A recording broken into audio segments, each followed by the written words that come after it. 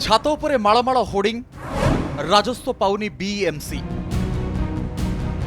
ब्रह्मपुर सहर में विज्ञापन होर्डिंग लगेवा पाई प्राय 44,000 वर्गफुट सरकारी जगह रही। सरकारी जगार लगुवा होर्डिंग राजस्व आसुछि, किंतु बेसरकारी जगह और कोठा उपरे लागिथिबा होर्डिंग प्रति बीएमसी गुरुत्व देउनथुबा भली मने हेउछि। सरकारी जगह अपेक्षा 10 गुण अधिक दर बेसरकारी जगह एवं छात उपरे होर्डिंग लगुछि, हेले राजस्व पाउनी बीएमसी। व्यवसायी माने महानगर निगम किछि कर्मचारी को हाथ गुंजा दे वर्ष वर्ष धरी एही कारोबार चलाइछन्ति।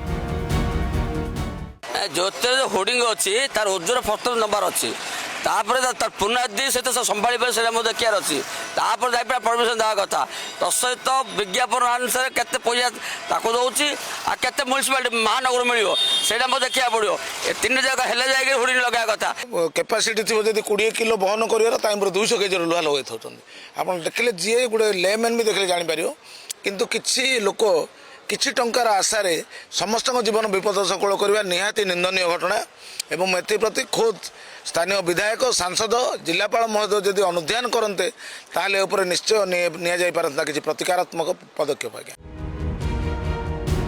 महानगर निगम तथ्य अनुसार 2023-24 आर्थिक वर्ष में भूमि उपरे थिबा होर्डिंग बाबदरू 1,65 लाख टंका राजस्व आदाय होइतिबा बेले 2024-25 रे एहार मूल्य 2,04 लाख रहितिबा जणा पड़िछि।